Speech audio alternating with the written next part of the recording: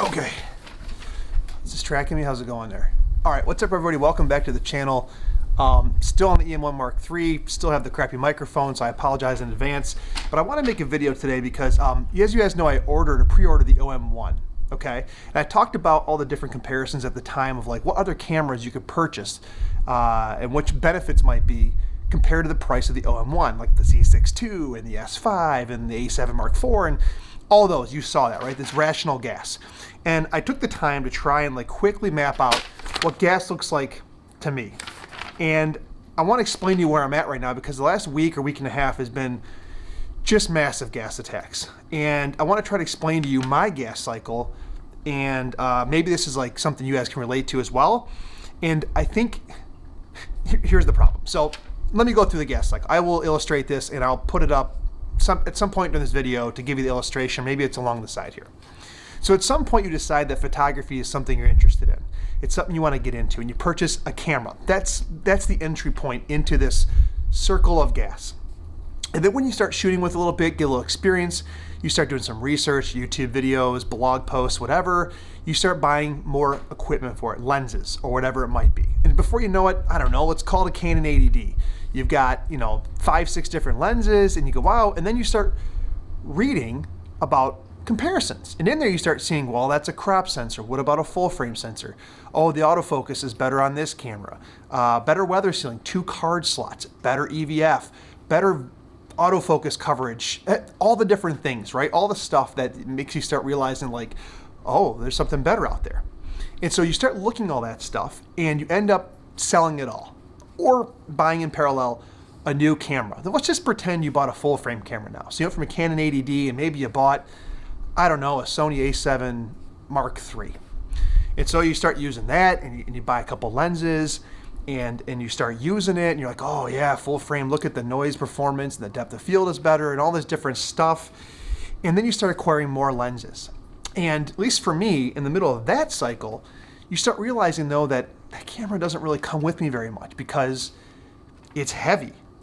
And I got a lot. I got $5-6 grand, $7 grand, whatever it might be, tied up in this system, and it sits at home. And then, for me, anyways, the moments I want to capture are with my family, and it's on vacation or just out screwing around. And for that, a camera's got to get out of its way, right? Or maybe you go and you realize that, hey, you know what? I could have shot just fast glass on a Micro Four Thirds sensor or an APS-C sensor and been just as fine.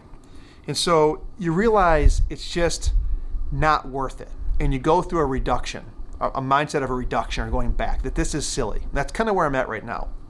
And I'll explain. And so you start selling everything off again, right? And you say, hey, you know what? I can do with a lot less. I can do with, all that cost isn't necessary.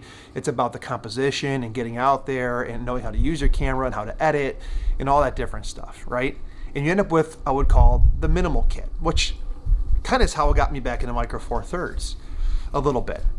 And you kind of reduce down. Now there are some adjacencies that happen, like you might buy a second system, one for like travel and then one for the big stuff. But if you're like me, who's just a hobbyist that really but enjoys to do a whole plethora of things. And that goes from like landscape stuff once in a while to maybe some wildlife when the moment presents itself, to definitely chasing my kids around and family stuff. That's what I do majority of the time. To sometimes I get paid to do senior portraits. I've shot a couple weddings actually. When you do all that, like you need a camera that does it all. And so you end up just doing this vicious circle that just is on repeat. And so the reason why I bring this up is because I'm sitting here waiting for my OM1. There's rumors that it's going to ship March 3rd, which is I think this upcoming Friday. And I don't know, guys. I mean, why? Let me do a little math for you real quick on how much I got going into this so far, okay? OM1, $2,300. Battery grip, $350. What else did I get with it? Oh, the 12 to 40 coming with it is, with the kit's like $500. Then you get the 100 to 400. I bought that used for $1,200. You get the 25 1.2. That's $700. Get the 30 millimeter macro. I bought that on sale for like $200 or something. Got the 12 f2, which I'm recording this on. That was like $250 used. I had the 17 1.8, which was $250. Let's see what else. I have the 12 to 100 f4 Pro, which is like $700. It's too much, and I'm going to reduce no matter what we do here. But you add all that money up, and if you really think about what you really need, it's like 3 lenses. I would say a fast prime, like a 50 or 35.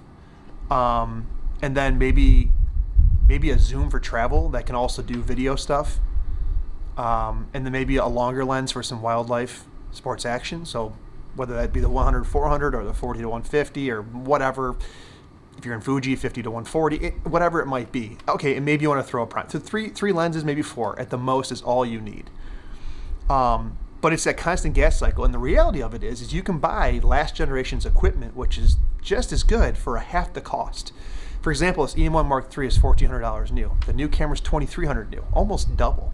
If you want to talk about Fuji, the X-T4, right, or even what's going to come up with the X-H2, you can go buy an X-T3 with almost all the same capability minus IBIS and the battery for like $900 right now, or $1,000. Heck, do you even need that? Why not an X-T30? How about in full frame? What's wrong with grabbing a 5D Mark IV or an EOS R versus the EOS R6 for what you actually do? And so it's like that constant, for me, I'm happiest when I have a minimal setup. But at some point I flip that curve on the top of this circle and I start the gas cycle over again. And it comes down to size and portability, and then capability, and then cost. And it's always these things that are circling through my mind that make me want to keep selling things. Micro Four Thirds, and I would say Fuji, kind of the two systems that check all the boxes. You can make this really small, really capable, weather sealed, IBIS, yada, yada, yada. Fuji, same thing with their Fujicrons. You can do the same thing there. And I think those are the two systems I constantly go back to with the craving for Leica M, even though Leica M is highly restricted. It's like the premium build, and it's the full frame sensor, and it's the small M glass, and it's just the output that really gets me. So I wanted to explain my gas cycle for you guys. I don't know, what do you guys think? I mean, I'm in this spot right now where I'm in like the reduction mode, and is the EM1 Mark III and the OM1, like is the gap there? Okay, that. Second thing is, we had bokeh this week as the photo challenge, so I did a couple shots. I mounted the Canon 50mm f1.8 FD lens. I adapted it to my Olympus to play around. Nothing special, a few shots. I'll put them up right here. This week is Boss. So EJ Photo Assignment Week 9 is Boss. That's what Peter Forsgaard has recommended. So I hope to see you guys as photo submissions. I love watching the few people that have been doing this weekly with me. You guys are taking amazing images. I actually picked up my Fuji X100T for a little bit. Again, I bought that for $500 or whatever it was. It fed into this gas thing, and it's more portable. It's not as capable, not even close.